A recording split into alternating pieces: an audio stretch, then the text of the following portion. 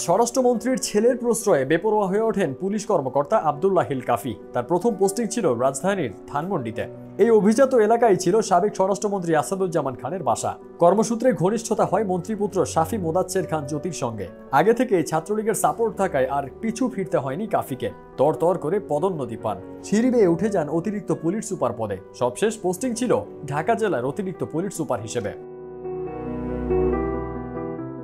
বিরুদ্ধ মত তো বটেই, মন্ত্রীপুত্রের ছোঁয়া থাকায় গ্রাহ্য করতেন না সিনিয়র কর্মকর্তাদেরও।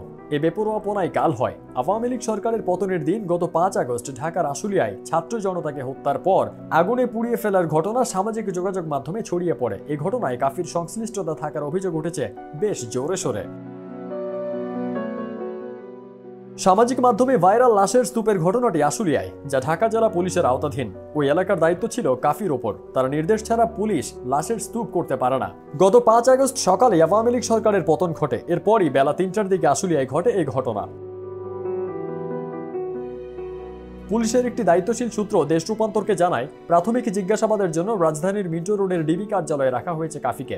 ডিবি হেফাজতে তার কাছে জানতে চাওয়া হয়, আওয়ামী লীগ সরকার পদত্যাগ করার পরও কার প্ররোচনায় তিনি গুলি করার জন্য অন্য পুলিশ সদস্যদের নির্দেশ দিয়েছেন।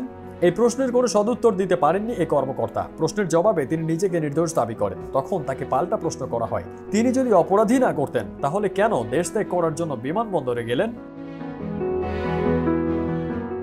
ডিবির যুগ্ম পুলিশ কমিশনার মোহাম্মদ রবিউল হোসেন ভুইয়া জানান, বিসিএস প্রশাসন ক্যাডারের 29 ব্যাচের কর্মকর্তা কাফির বিরুদ্ধে 2টি মামলা হয়েছে। আশুলিয়ায় পুলিশের গাড়িতে নিহতদের মরদেহ পুড়িয়ে দেওয়ার অভিযোগ খতিয়ে দেখা হচ্ছে। তার সংশ্লিষ্টতা পাওয়া গেলেই গ্রেপ্তার দেখানো হবে। ফারদিন সানি, দেশ রূপান্তর।